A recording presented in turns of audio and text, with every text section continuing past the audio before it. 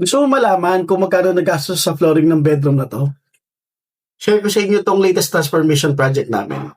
The client wanted to refresh the space without going through a major renovation. Well, okay pa naman yung bedroom. Pero dahil kasi old vinyl na yung flooring niya, medyo hindi naman siya ganun kaganda tignan. So we suggested SPC flooring para mas mabilis i-install, mas cleaner din tignan, and mas komportable sa paa. For a 12 square meter bedroom project, estimated cost is around 18,000 plus.